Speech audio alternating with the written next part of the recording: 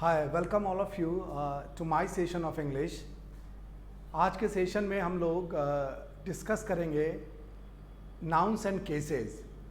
Case बहुत ही important topic है और इसका जो फंडामेंटल्स है, इसका जो कंसेप्शन है वो बिल्कुल क्लियर रहना चाहिए एरर्स को ठीक तरह से करने में या समझने में। That way this session is going to be very very important. अगर इसको ठीक से नहीं समझ पाते हम कि नॉमिनेटिव केस क्या है, ऑब्जेक्टिव केस क्या है, तो आगे जब डिस्कशन होगा उसमें दिक्कत होती है। केस थोड़ा कॉम्प्लिकेटेड भी है but I will try my best to explain it in a simple manner ताकि तुम लोगों को अच्छे तरीके से समझ में आ जाए। But before going to cases, थोड़ा वर्ड से रिलेटेड एक छोटा सा एक्सरसाइज यहाँ पे है that I am going to discuss with you. आज के टाइम्स ऑफ इंडिया से लिए गए ये 5 वर्ड्स हैं। टाइम्स ऑफ इंडिया में आज एक एडिटोरियल आया है चाइना फॉइल्ड, उसी से लिए गए 5 वर्ड्स हैं। मैंने सोचा कि तुम लोगों के साथ ये रादर देयर आर 6 वर्ड्स, सोचा कि तुम लोगों के साथ डिस्कस करता हूँ। तो पहला वर्ड है फॉइल।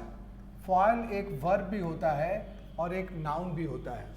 अगर ये वर्ब है तो फॉइल का मतलब होता है विफल बनाना, किसी चीज़ को फेल कर देना, उसके लिए हम लोग वर्ड यूज़ करते हैं फॉइल। जैसे the police foiled the attempts of the thieves, चोरों के अटेम्प्ट को पुलिस ने विफल बना दिया, वहाँ पे हम लोग इस वर्ड को यूज़ करते हैं एज ए वर्ब। और फॉइल कभी कभी नाउन के रूप में भी यूज़ होता है।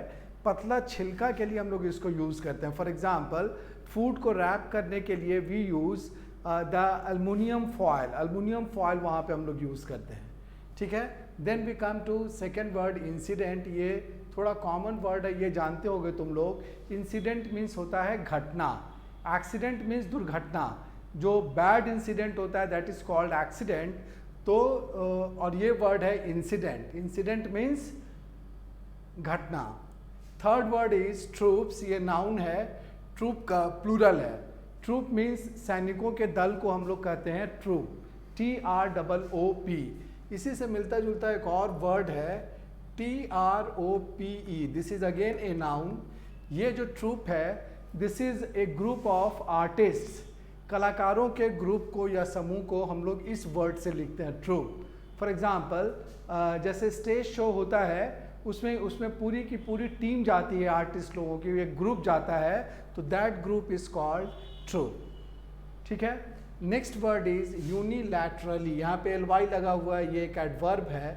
और यूनि का मतलब एक होता है, एक पक्षीय है। There is a word unilateral. Unilateral means एक पक्षीय, एक पक्ष के तरफ से, एक साइड से, वहाँ पे हम लोग वर्ड यूज करते हैं यूनिलैटरल। जैसे अगर पाकिस्तान ने इंडियन सैनिकों पर गोली चलाई अकेला, एक तरफा, तो वहाँ पे हम लोग वर्ड यूज़ करते हैं यूनिलैटरल फायरिंग, ठीक है। अगर दो होगा, दोनों तरफ से अगर होता है तो that is called bilateral. So unilaterally means एक तरफा, एक तरफ से। फिर एक वर्ड है सस्टेन। ये सस्टेन वर्ड से बना है। हियर हम लोग कह सकते हैं कि this is an adjective. Sustain का मतलब होता है सतत, कंटिन्यूड, जो चीज़ निरंतर लगातार चलते रहती है, उसके लिए हम लोग वर्ड यूज़ करते हैं sustain. For example competitive exam में compete करने के लिए sustained efforts are required on your part. तुम्हारे तरफ से क्या होना चाहिए? सतत प्रयास होना चाहिए, निरंतर, कंटिन्यूड, कॉन्सर्टेड। वहाँ पे हम लोग इस वर्ड को यूज़ करते हैं सस्टेन। और लास्ट वर्ड है provocative. This is an adjective. Provocative word किससे बना है? एक वर्ड तुम लोग जानते होगे, प्रोवोक। प्रोवोक एक वर्ब होता है, उसी से बना हुआ एडजेक्टिव है प्रोवोकेटिव। प्रोवोक मीन्स होता है उकसाना, किसी को उकसा देना, उसके लिए हम लोग वर्ड यूज़ करते हैं प्रोवोक। जैसे उसने मुझे प्रोवोक किया और मैंने मार पीट कर दी, तो वहाँ पे हम लोग इसी वर्ड को यूज़ करते हैं और इसी से वर्ड बनता है प्रोवोकेटिव। प्रोवोकेटिव मीन्स उकसाने वाला। जैसे कुछ लीडर्स ऐसे होते हैं जिनका स्पीच प्रोवोकेटिव होता है, जो लोग उनके भाषण को सुनते हैं वो उत्तेजित हो जाते हैं या उनको उकसा देने वाला होता है, वहाँ पे हम लोग इस वर्ड को यूज़ करते हैं provocative. So these are 6 words जो कि आज के टाइम्स ऑफ इंडिया के एडिटोरियल में थे, तो मैंने सोचा कि तुम लोगों के साथ डिस्कस कर दूँ।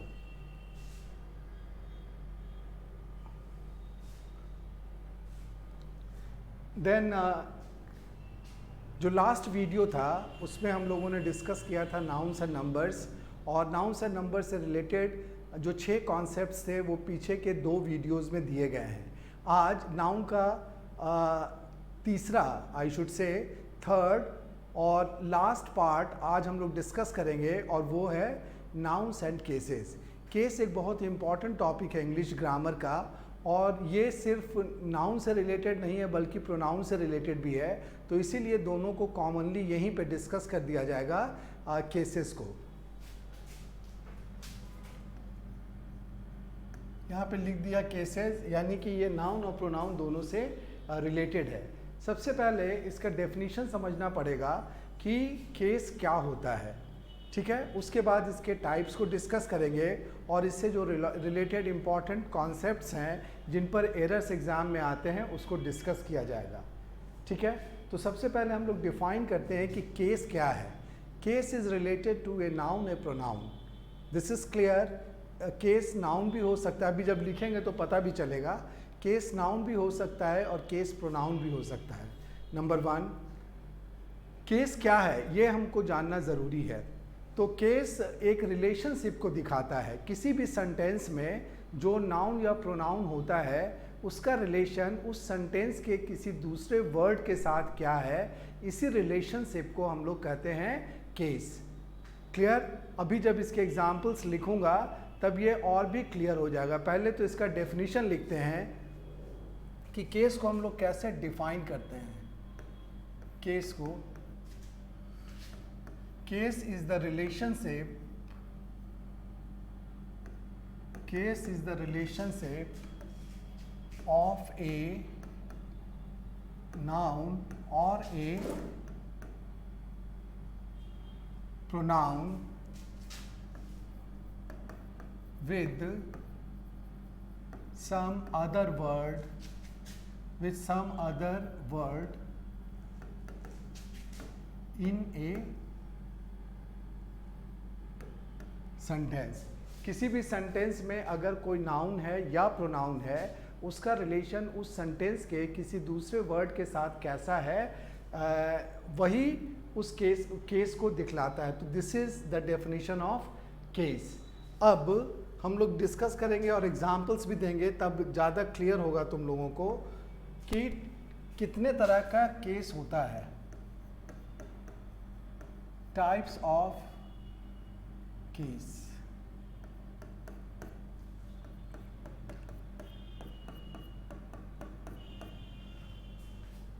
पहला जो टाइप है दैट इज सब्जेक्टिव और nominative case.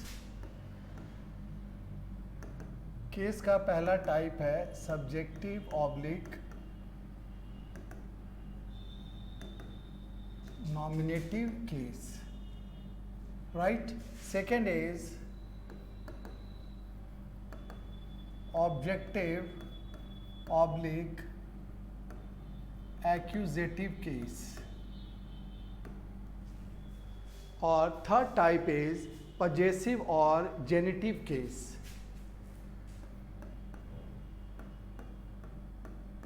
Possessive oblique generative case. तो ये 3 टाइप के केसेस हैं, subjective oblique nominative case, objective oblique accusative case, और पजेसिव ऑब्लिक जेनेटिव केस। इसमें से जो पहला 2 है ये आगे भी एरर्स में बहुत बार काम देगा। कई बार हम बोलेंगे कि यहाँ पे नॉमिनेटिव केस होगा, यहाँ पर ऑब्जेक्टिव केस होगा, तो your conception should be very much clear at that time. उस समय तुम ये मत सोचने लगना कि ऑब्जेक्टिव केस क्या होता है और सब्जेक्टिव केस क्या होता है, ठीक है। और पजेसिव और जेनेटिव केस जो है वो अभी नाउन के एक्सरसाइज में ही इसका बहुत ज़्यादा इस्तेमाल होगा, और इससे रिलेटेड रूल्स भी हम लोग डिस्कस करेंगे। तो सबसे पहले हम लोग डिस्कस करते हैं कि सब्जेक्टिव या नॉमिनेटिव केस क्या है। फर्स्ट टाइप था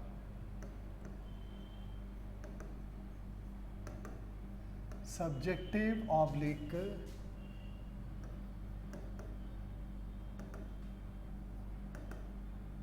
नॉमिनेटिव केस, ठीक है। अब जैसा कि इसके नाम से पता चलता है, कोई भी नाउन या प्रोनाउन अगर सब्जेक्ट किसी भी सेंटेंस में सब्जेक्ट के रूप में रहता है तो उस नाउन या प्रोनाउन को हम कहते हैं कि ये सब्जेक्टिव केस का नाउन या प्रोनाउन है। ठीक है, कोई भी नाउन या प्रोनाउन, जैसे एग्जांपल यहां पे लिखता हूं,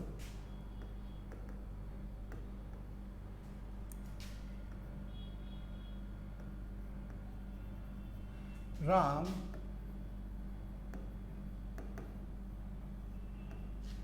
committed a theft।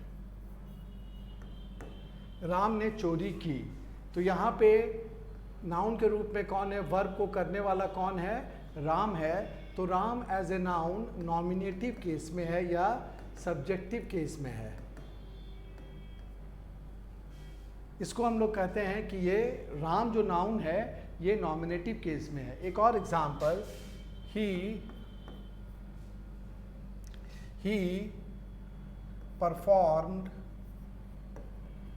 performed extremely well। he performed extremely well। यहाँ पे ही जो है प्रोनाउन, वो इस एक्शन को करने वाला कौन है, वर्ब यहाँ पे परफॉर्म है, ये करने वाला इसको कौन है, ही। तो ही जो प्रोनाउन है वो भी सब्जेक्ट के रूप में है, यानी कि नॉमिनेटिव केस का प्रोनाउन है।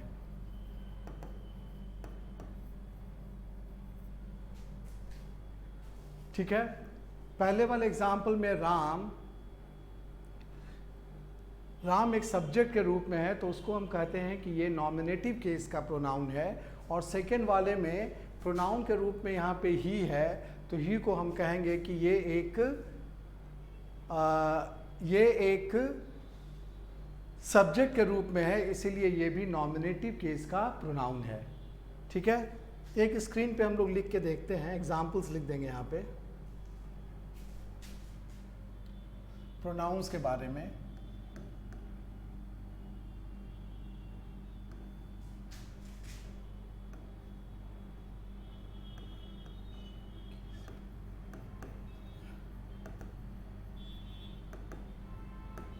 नॉमिनेटिव केस का प्रोनाउन कौन कौन सा होगा यहाँ पे लिखते हैं, I, he, she, you, we, it, they, etcetera. ये जो प्रोनाउंस हैं ये हमेशा नॉमिनेटिव केस में यूज़ किए जाते हैं। फॉर एग्जाम्पल, वह जाता है, ही गोज़, तो वहाँ पे ही क्या है, ही सब्जेक्ट के रूप में यूज़ किया जाता है, इसीलिए ये नॉमिनेटिव केस का प्रोनाउन है। उसी तरह से यू, तुम लिखते हो, यू राइट, तो यहाँ पे यू क्या है, यू एक नॉमिनेटिव केस का प्रोनाउन है। ठीक है, तो यहाँ पे मैंने एग्जाम्पल लिख दिया कि नॉमिनेटिव केस के प्रोनाउन कौन कौन से होते हैं। तुम्हारा क्वेश्चन होगा कि सर आप पढ़ा तो रहे हैं नाउन और यहाँ पे आपने एग्जाम्पल लिख दिया प्रोनाउन का। ठीक है, तो नाउन का एग्जाम्पल इसीलिए नहीं लिखा कि उसमें कोई वेरिएशन नहीं होता। नॉमिनेटिव केस में अगर राम है तो ऑब्जेक्टिव केस में भी राम ही लिखा जाएगा, उसका नाम नहीं बदलेगा, इसीलिए उसको अलग से समझने की ज़रूरत नहीं है। और प्रोनाउन बदल जाता है, अभी जैसे हम लोग डिस्कस करेंगे ऑब्जेक्टिव केस का, तो तुम देखोगे कि आई की जगह पे मैं मी लिखूंगा, राइट, इसीलिए यहाँ पे इसको अलग से लिख दिया गया। कमिंग बैक टू दिस, यहाँ पे कमिटेड में डबल टी होगा। सो राम कमिटेड ए थेफ्ट, यहाँ पे राम नॉमिनेटिव केस का प्रोनाउन था और नाउन था, और ही यहाँ पर भी नॉमिनेटिव केस का प्रोनाउन था। तो ये था कॉन्सेप्ट सब्जेक्टिव और नॉमिनेटिव केस का।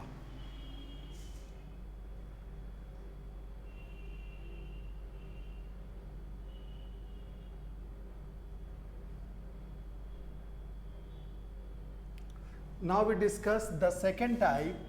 सेकेंड टाइप में था ऑब्जेक्टिव या एक्यूजेटिव केस। ऑब्जेक्टिव या एक्यूजेटिव केस, यहाँ पर भी तुमको नाम से पता चलेगा कि चूंकि ऑब्जेक्टिव लिखा हुआ है, यानी कि वैसा नाउन या प्रोनाउन जो किसी सेंटेंस में ऑब्जेक्ट के रूप में रहता है, उसको हम लोग कहते हैं कि ये ऑब्जेक्टिव केस का प्रोनाउन है। ठीक है, नॉमिनेटिव या सब्जेक्टिव केस में मैंने क्या बताया कि जो सब्जेक्ट के रूप में रहता है नाउन या प्रोनाउन, वो नॉमिनेटिव या सब्जेक्टिव केस में रहता है, और जो ऑब्जेक्ट के रूप में है वो ऑब्जेक्टिव या एक्यूजेटिव केस है। इसके एग्जाम्पल्स यहाँ पे लिखता हूँ।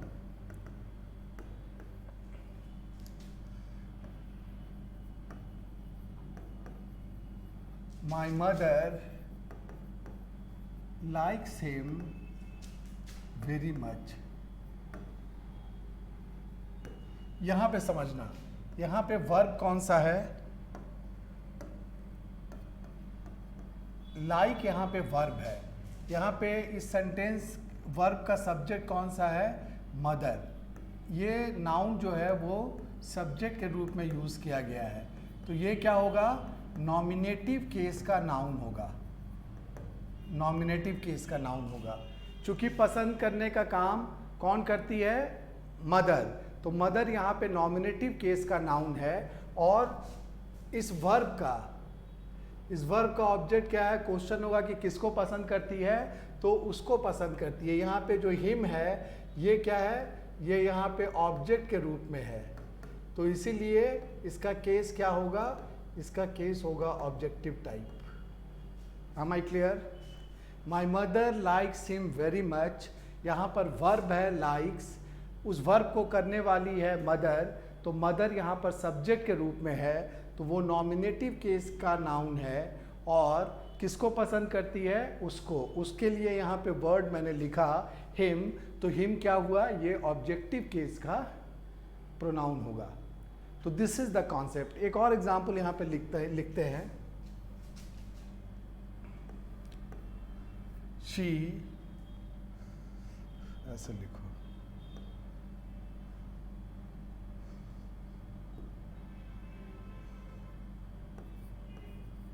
शी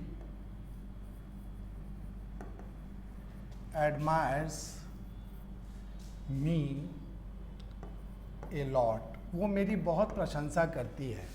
ठीक है, यहाँ पर फिर एक बार देखते हैं कि इस केस में वर्ब क्या है, इस केस में वर्ब है admires, this is the verb. इस वर्ब को करने वाला कौन है, शी, तो ये कैसा प्रोनाउन है, ये यहाँ पे सब्जेक्ट के रूप में चूंकि काम कर रहा है, इसीलिए ये प्रोनाउन कौन सा होगा, ये प्रोनाउन होगा नॉमिनेटिव केस का प्रोनाउन। ये नॉमिनेटिव केस का प्रोनाउन है। शी यहाँ पे एक प्रोनाउन है जो कि नॉमिनेटिव केस का है। ठीक है, इस वर्ब का ऑब्जेक्ट कौन सा होगा, मी। वो प्रशंसा करती है, किसकी प्रशंसा करती है, मेरी, तो मेरी के लिए यहाँ पे मैंने क्या वर्ड लिखा, मी, जो कि एक प्रोनाउन के रूप में है, तो ये क्या है, ये यहाँ पे ऑब्जेक्ट के रूप में है। और चूंकि ऑब्जेक्ट के रूप में है, इसीलिए इसके केस को हम लोग क्या कहेंगे कि ये एक ऑब्जेक्टिव केस का प्रोनाउन है। ठीक है, तो शी यहाँ पे नॉमिनेटिव केस का प्रोनाउन हुआ, जबकि मी यहाँ पर ऑब्जेक्टिव केस का प्रोनाउन हुआ। Am I clear? यही कॉन्सेप्ट है। अब हम लोग देखते हैं कि जैसे एग्जाम्पल्स में लिखा था वहाँ पे नॉमिनेटिव केस का प्रोनाउन, तो ऑब्जेक्टिव केस के प्रोनाउन को देखते हैं। ऑब्जेक्टिव केस में कौन कौन सा प्रोनाउन होगा।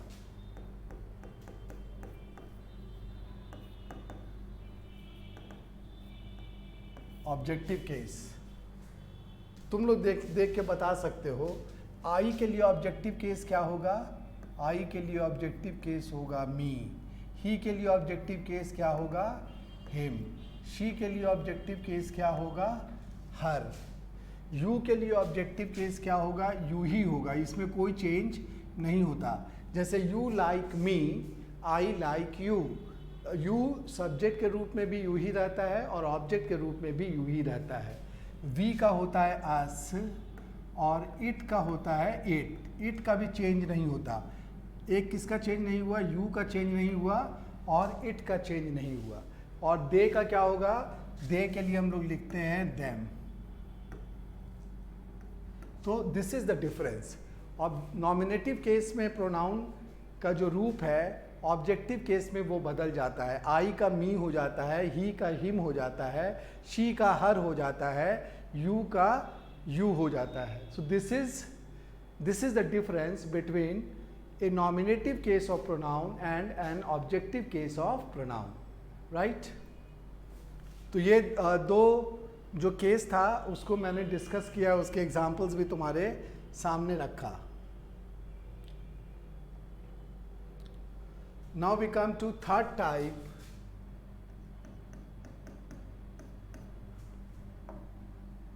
that is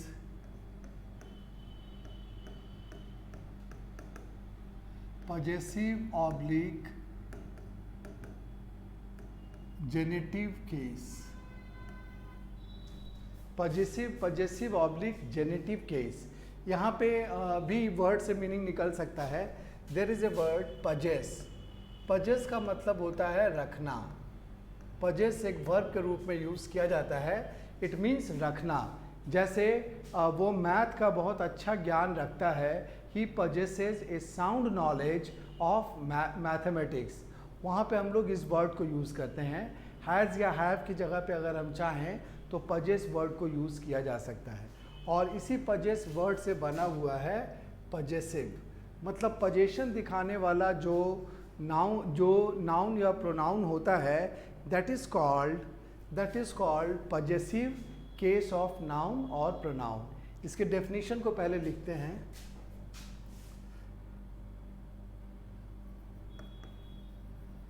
ए नाउन और ए pronoun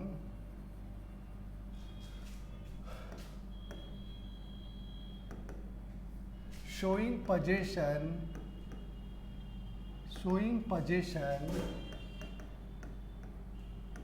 is said to be in the possessive case। is said to be in the possessive case। कोई भी नाउन या प्रोनाउन जो पोजेशन दिखाता है उसको हम लोग कहते हैं कि ये पजेसिव केस का नाउन या प्रोनाउन है। इसके दो सिंपल एग्जांपल्स यहाँ पे लिखता हूँ।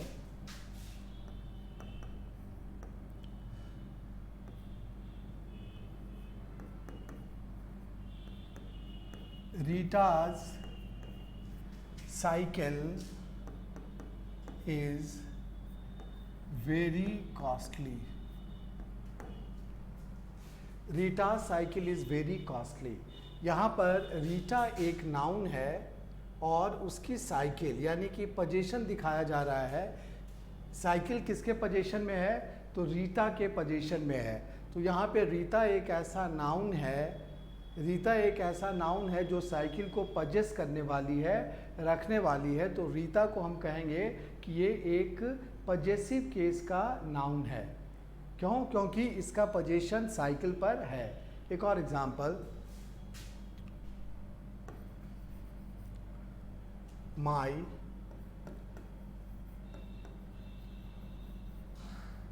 my preparation is good। मेरी तैयारी अच्छी है। तैयारी पे पोजीशन किसका है? किसके पास तैयारी है? तो तैयारी मेरे पास है, माई के पास। और यहाँ पे माई पजेस करता है प्रिपरेशन को। तो माई एक ऐसा प्रोनाउन के रूप में यूज़ किया गया है जो कि ऑब्जेक्टिव ये पजेसिव केस को दिखाता है।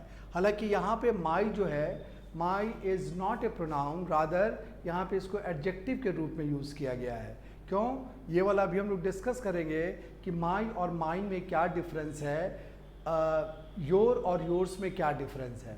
ठीक है, तो यहाँ पे माई वास्तव में पजेसिव एडजेक्टिव के रूप में यूज़ किया गया है। अगर हम ऐसे इस सेंटेंस को लिखेंगे, द प्रिपरेशन ऑफ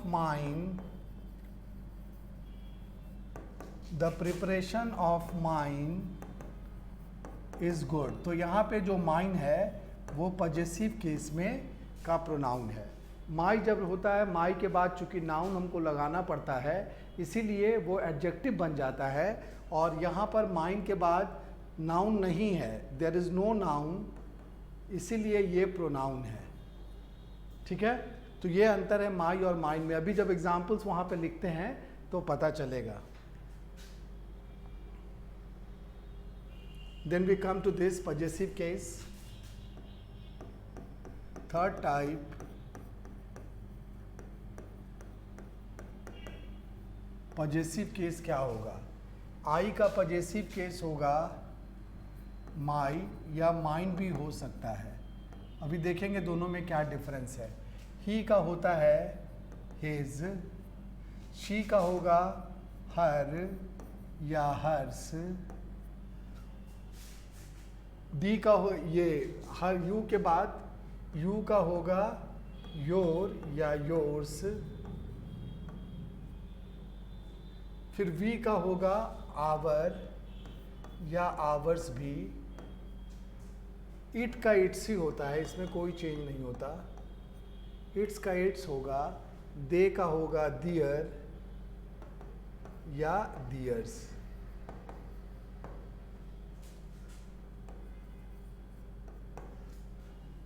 नहीं चल रहा है क्या? इसी नहीं चल रहा है, बहुत गर्मी लग रहा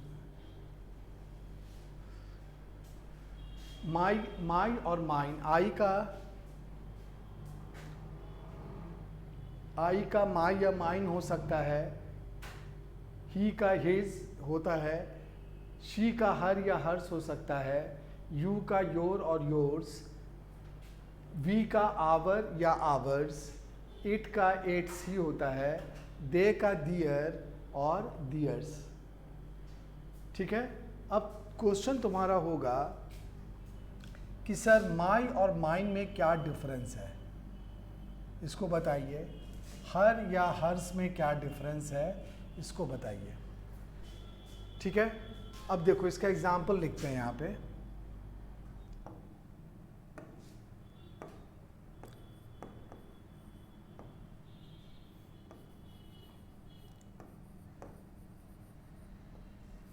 माई बुक इज यूजफुल। ठीक से समझना, ये बहुत इंपॉर्टेंट है। My book is useful. यहाँ पर बुक क्या है? बुक एक नाउन है और नाउन के पहले यहाँ पे चूंकि माई लिखा हुआ है तो हम लोग जानते हैं जनरली कि नाउन के पहले जो वर्ड यूज होता है वो एडजेक्टिव होता है। तो यहाँ पे माई क्या है? माई यहाँ पे प्रोनाउन नहीं है बल्कि ये एक एडजेक्टिव है। क्यों? क्योंकि उसके बाद बुक लिखी गई है। सो माई बुक इज़ यूजफुल। यहाँ पे माई क्या है? माई इज ए पजेसिव एडजेक्टिव। ठीक है। तुम्हारा क्वेश्चन होगा कि माइन का एग्जाम्पल बताइए। तो देखो माइन का एग्जाम्पल यहाँ पे लिखते हैं, दिस बुक इज माइन। ये किताब मेरी है। यहाँ पर माइन लिखा गया। माइन के बाद कोई नाउन दिख रहा है क्या? माइन के बाद कोई नाउन जुड़ा हुआ है?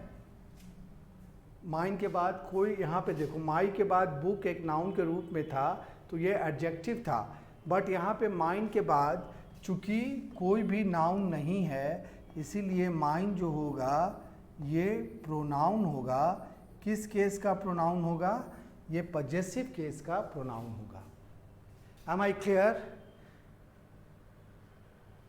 I have explained it in a very simple way by using two very simple examples. My book is useful and this book is mine. My यहाँ पर एडजेक्टिव है जबकि यहाँ पर mine एक प्रोनाउन है। ठीक है। उसी तरह से एक एग्जाम्पल यहाँ पे दे सकते हैं, ये हर और हर्स वाला।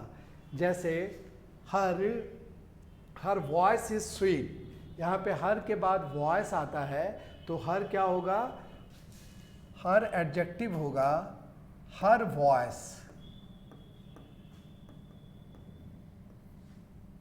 ठीक है। यहाँ पे हर के साथ हम लोगों को वॉइस ऐड करना पड़ रहा है तो हर यहाँ पे एडजेक्टिव है। और हर्स के केस में क्या होगा? दिस बुक इज हर्स और this notebook is hers. Hers के बाद कोई भी नाउन नहीं आएगा,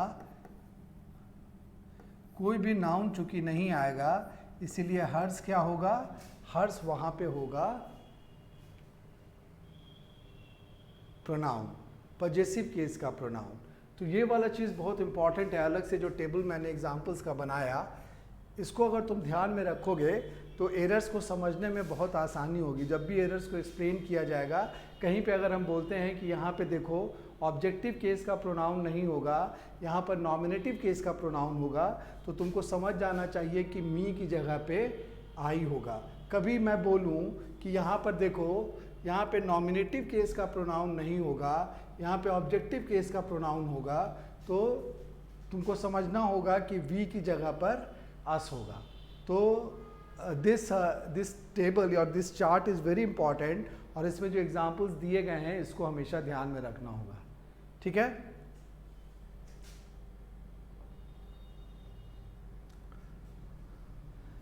now we move on to exclusive discussion of possessive case. Possessive case के डिस्कशन को हम लोग आगे बढ़ाते हैं। इससे क्वेश्चंस बहुत सा आता है। Possessive case can be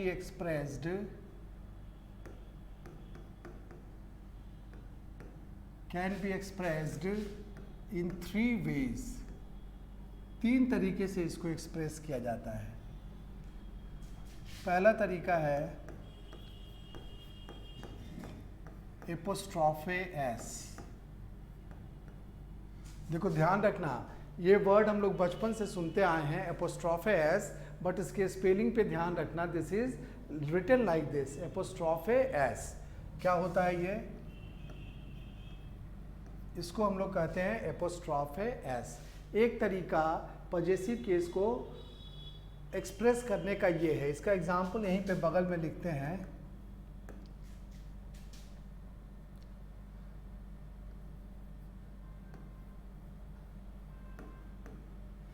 मीनाज cycle is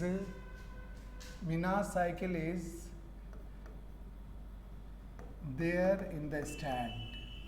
Meena की साइकिल कहाँ खड़ी है? तो साइकिल स्टैंड में खड़ी है। Meena cycle is there in the stand. यहाँ पे मीना के साथ क्या यूज़ किया गया है? एपोस्ट्रोफे एस यूज़ किया गया है। ठीक है।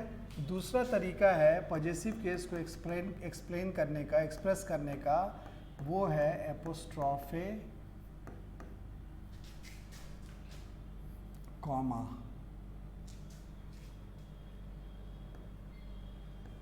एपोस्ट्रोफे कॉमा, वहाँ पे एस नहीं रहता, सिर्फ एपोस्ट्रोफे कॉमा दे दिया जाता है।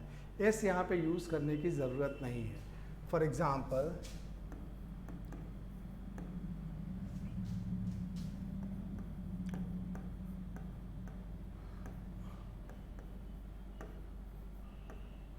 Boys hostel is crowded. लड़कों का जो हॉस्टल है वो क्राउडेड है। यहाँ पे ध्यान देना कि यहाँ पे एपोस्ट्रोफे के बाद एस नहीं है, यहाँ पे सिर्फ कॉमा यूज़ किया गया है। क्यों यूज़ किया गया ये अभी हम लोग डिस्कस करेंगे, इसके रूल्स को तब बताएंगे। बट यहाँ पे एपोस्ट्रोफे एस नहीं है, सिर्फ कॉमा यूज़ किया गया है। ठीक है। नेक्स्ट, थर्ड इज ऑफ के द्वारा भी हम लोग पजेसिव केस को एक्सप्रेस करते हैं। ठीक है, ऑफ के द्वारा। इसका एग्जाम्पल लिखता हूं,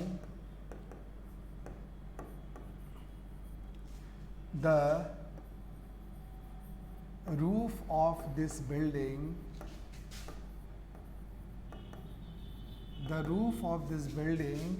इज टाइल्ड। यहाँ पे किस चीज़ की बात की जा रही है? छत की बात की जा रही है। किसके छत की बात की जा रही है? तो बिल्डिंग के छत की बात की जा रही है।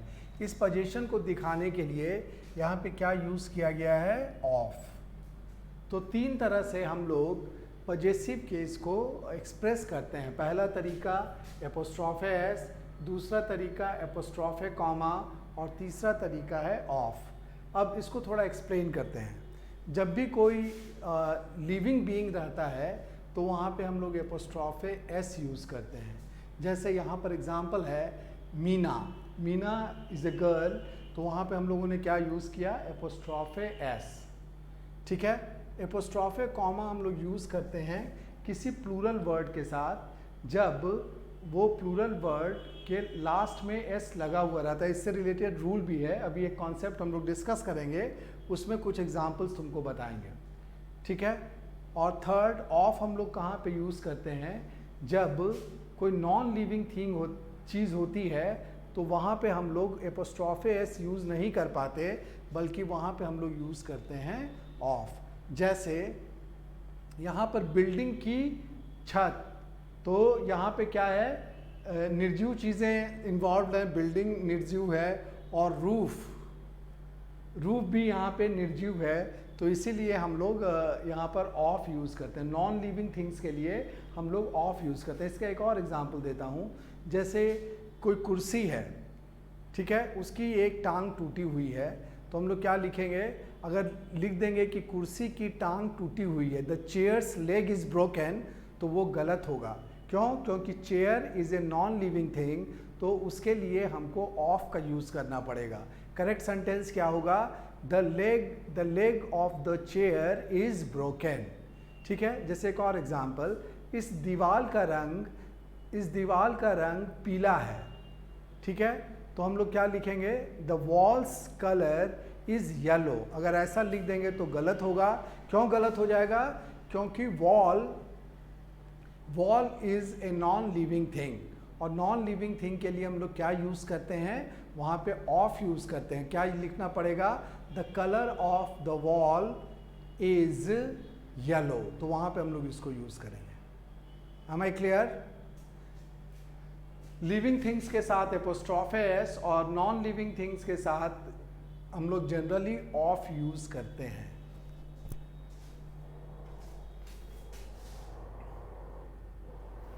Then we are going to discuss concepts related to possessive case. Concept number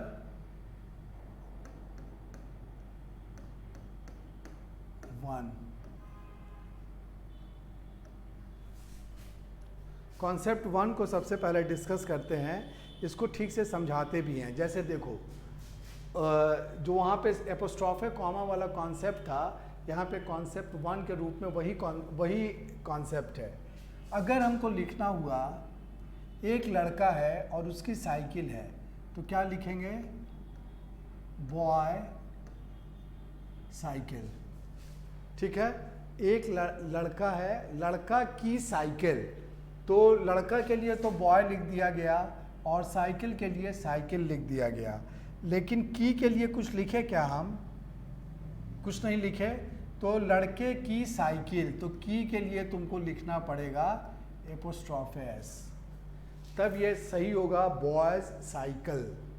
ठीक है, फिर लड़की का बैग, एक लड़की है, एक लड़की के लिए लिखा गया गर्ल और उसके बैग के लिए लिखा गया बैग, लेकिन का या की के लिए कुछ नहीं लिखे, तो वहाँ पर हमको क्या लिखना होगा, एपोस्ट्रोफे एस लगाना होगा, गर्ल्स बैग, तब जाकर सही होगा।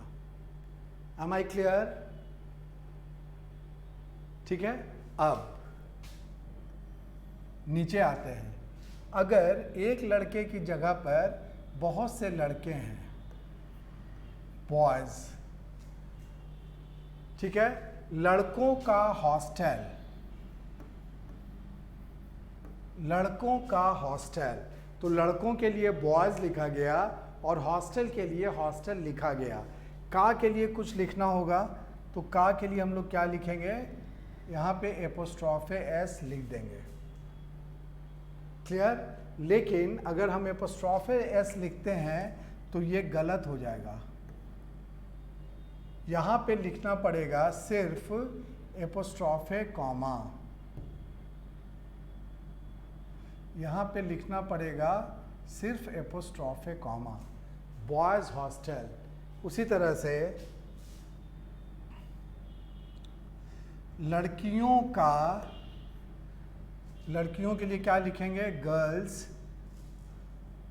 गर्ल्स कॉमन रूम, लड़कियों का कॉमन रूम, तो का के लिए क्या लिखना होगा, का के लिए हमको अलग से लिखना चाहिए एपोस्ट्रोफे एस, लेकिन अगर एपोस्ट्रोफे एस लिखेंगे तो गलत हो जाएगा। यहाँ से एस को हटाना पड़ेगा, सिर्फ कॉमा यहाँ पे रहेगा। Girls common room. क्वेश्चन होगा कि ऐसा क्यों होता है, तो उसको एक्सप्लेन करते हैं। देखो, कोई भी नाउन जिसके प्लूरल के अंत में, जैसे बॉय का प्लूरल क्या है, बॉय का प्लूरल है बॉयज। तो कोई भी नाउन जिसके प्लूरल में, ये सिंगुलर है और ये प्लूरल है, जिसके प्लूरल के अंत में एस लगा रहता है, वहाँ पे हम लोग सिर्फ एपोस्ट्रोफे कॉमा लगाते हैं। अगर एपोस्ट्रोफे एस लगाओगे तो गलत हो जाएगा। लाइकवाइज लड़की, गर्ल, इसका प्लूरल क्या होगा, गर्ल्स। इसमें भी अगर एपोस्ट्रोफे एस लगाओगे तो गलत हो जाएगा। तो कॉन्सेप्ट क्या कहता है कि वैसे नाउन जिसके अंत में एस लगा रहता है, जिसके प्लूरल के अंत में एस लगा रहता है, वहाँ पर अगर हम एपोस्ट्रोफे एस लगाते हैं तो वो गलत होगा। वहाँ पर सिर्फ एपोस्ट्रोफे कॉमा यूज़ किया जाना चाहिए। Is it clear? अब देखो, इस कॉन्सेप्ट को थोड़ा कभी कभी कॉम्प्लिकेट किया जाता है, वो भी एग्जाम्पल्स यहाँ पे लिखता हूँ जहाँ पे फंसने का चांस रहता है। ठीक है, जैसे मैन का प्लूरल होता है मैन,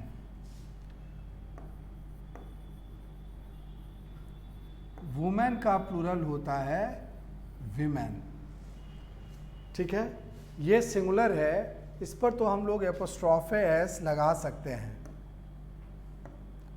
मैन पे एपोस्ट्रोफे एस लग सकता है, वुमेन पे एपोस्ट्रोफे एस लग सकता है। ठीक है, लेकिन अब इस तरफ हम आते हैं प्लूरल पे। तो प्लूरल में ये बताओ कि यहाँ पर एपोस्ट्रोफे एस लगेगा या नहीं लगेगा। ऊपर वाले कॉन्सेप्ट को एक बार फिर देखो, वहाँ पे क्या था, बॉय का प्लूरल बनता था बॉयज़, और रूल कहता है कि वैसा नाउन जिसको प्लूरल बनाने के लिए अंत में एस लगाना पड़ता है, वहाँ पर हम लोग एपोस्ट्रोफे एस यूज़ नहीं करते, सिर्फ क्या यूज़ करते हैं, वहाँ पे एपोस्ट्रोफे कॉमा यूज़ करते हैं। तो वो सिचुएशन यहाँ पे है क्या, यहाँ पे जो प्लूरल वर्ड्स लिखे गए हैं, मैन या विमेन, इसमें तो एस नहीं लगा हुआ है, लास्ट में एस नहीं है, तो इसीलिए यहाँ पर एस लगेगा। क्यों? क्योंकि ये वाला जो आइडिया था, ये सिर्फ उन्हीं नाउन्स पे यूज़ होता है जिसका प्लूरल एस लगा कर बनता है। यहाँ तो प्लूरल कैसे बना, यहाँ प्लूरल बना मैन, यहाँ पे एस चूँकि नहीं है, इसीलिए इस पर एपोस्ट्रोफे एस लगेगा। तो दिस इज़ कॉन्सेप्ट 1, और इस पर भी एरर आता है। एग्ज़ाम में क्या करेगा, एग्ज़ाम में मेन वाले में सिर्फ एपोस्ट्रोफे कॉमा लगा के दे देगा, तो वहाँ पे तुमको लिखना पड़ेगा कि ये एपोस्ट्रोफे एस यहाँ पे यूज़ होगा, एपोस्ट्रोफे कॉमा यूज़ नहीं होगा। बॉयज़ वाले में क्या करेगा, एपोस्ट्रोफे एस लगा के दे देगा, तो वहाँ बोलना पड़ेगा कि यहाँ पे एपोस्ट्रोफे एस यूज़ नहीं होगा, क्योंकि बॉयज़ एक ऐसा नाउन है जिसके लास्ट में एस बना हुआ है। Is it clear? तो ये था कॉन्सेप्ट 1 जो कि तुम्हारे सामने डिस्कस किया गया। देन वी कम टू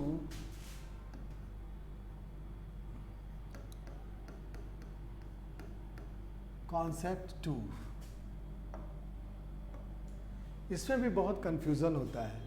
इसका एक बहुत ही प्रैक्टिकल एग्जांपल मैं बताता हूँ कि जब भी हम लोग कोई लेटर लिखते हैं तो लेटर के अंत में लिखते हैं योर्स अफेक्शनेटली, योर्स फेथफुली, तो वहाँ पे मन करता है कि ऐसे लिख दिया जाए,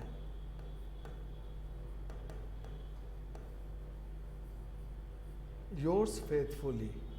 ये मन करता है कि योर जो है पोजीशन दिखाता है चूँकि, तो योर के साथ यहाँ पे एपोस्ट्रोफे एस लगा दिया जाए।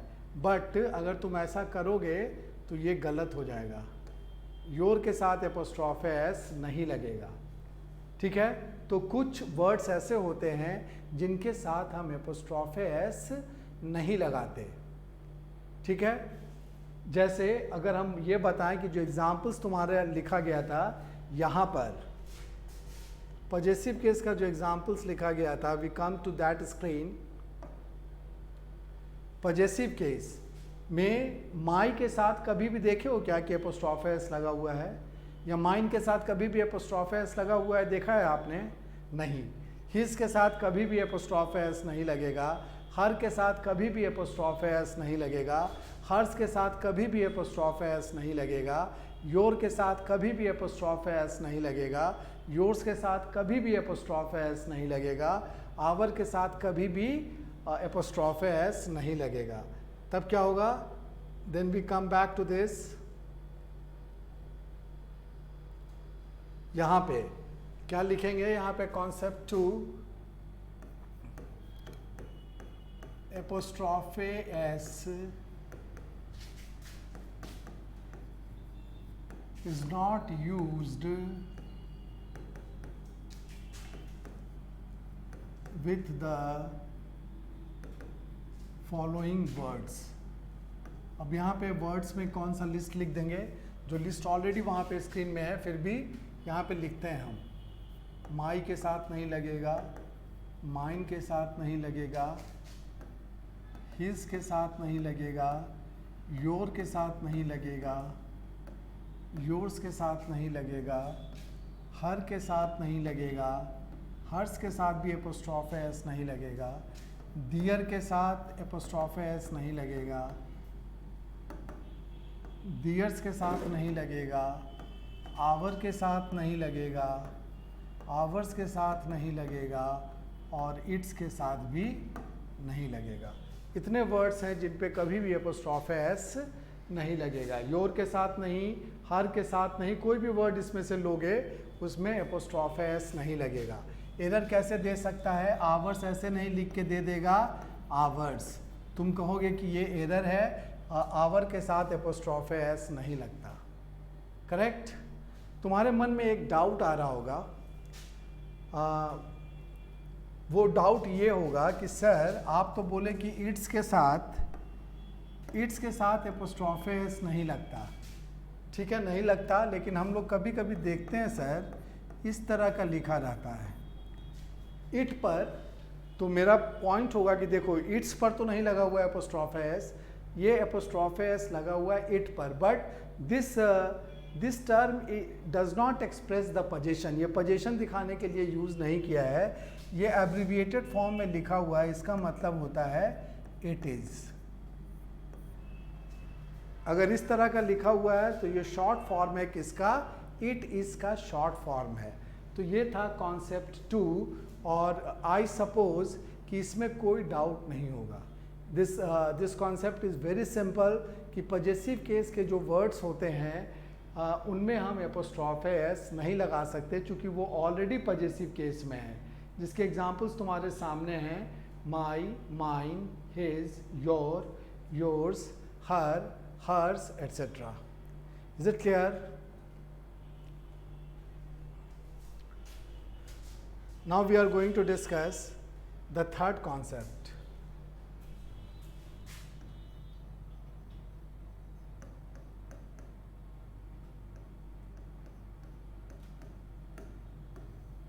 ये वाला भी बड़ा मज़ेदार है। इसमें देखो, नाउन्स एंड नंबर्स जब हम लोग पढ़े थे तो उसमें कुछ कुछ डाउट होता था कि मान लो कोई कंपाउंड नाउन लिखा हुआ है, कोई कंपाउंड नाउन लिखा हुआ है, मान लो फादर इन लॉ, या एक और एग्जांपल कमांडर इन चीफ, या बॉयफ्रेंड या गर्लफ्रेंड। ये सब कंपाउंड नाउन क्यों हैं? क्योंकि दो या दो से ज़्यादा वर्ड्स को मिलाकर इनको बनाया गया है। Father in law, commander in chief, boyfriend, girlfriend, etcetera. इसमें अगर इसको प्लूरल बनाने की बात की जाए कि इन कंपाउंड नाउन्स को आप प्लूरल बनाइए, तो एक चीज़ मैंने डिस्कस किया था पहले के वीडियोस में, देखना होगा नाउन्स एंड नंबर्स वाले में कि इसको प्लूरल कैसे बनाया जाता है। तो उसके लिए कहा गया था कि we need to identify the root word of the compound noun. Compound noun का जो रूट वर्ड है उसको आइडेंटिफाई करना होगा और उसी को प्लूरल बनाना पड़ेगा।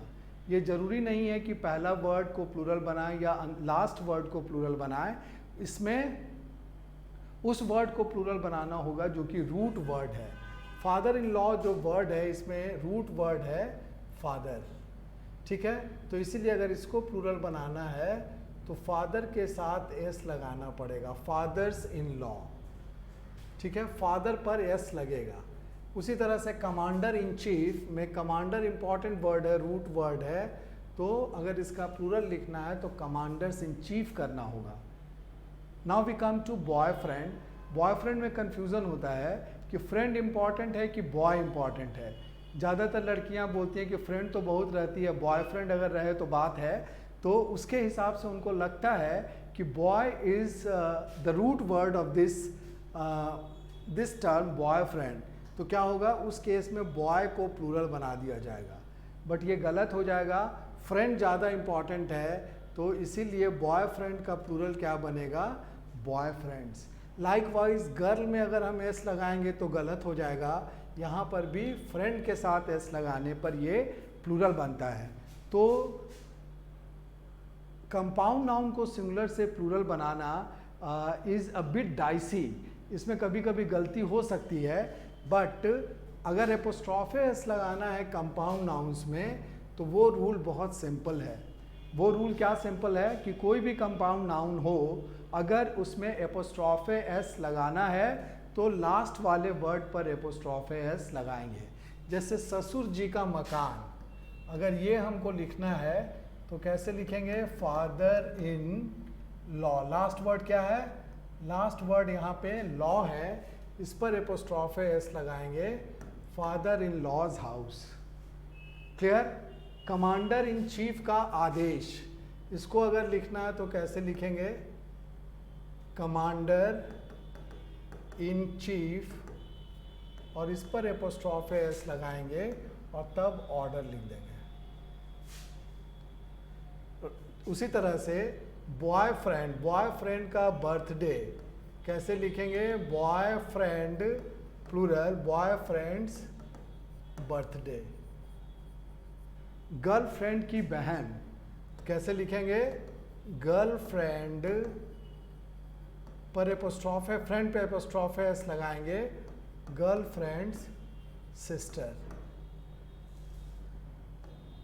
फिर से एक बार समझ लेते हैं रूल क्या कहता है कि कंपाउंड नाउन में अगर आपको एपोस्ट्रॉफ एस लगाना है तो this is very simple, we put apostrophe s just after the last word of the given compound noun.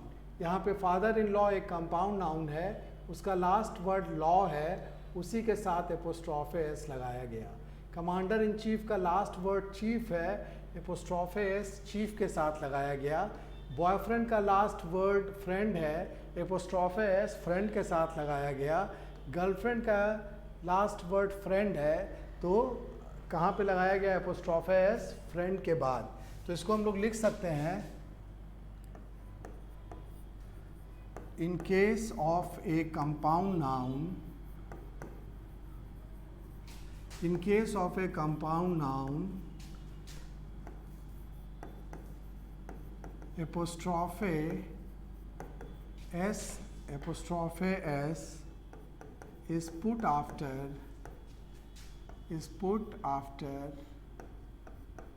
the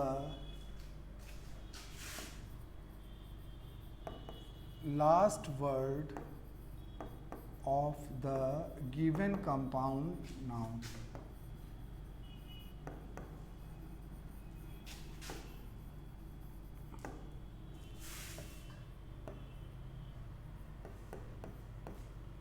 In case of a compound noun, apostrophe s is put after the last word of the given compound noun. तो ये था concept 3।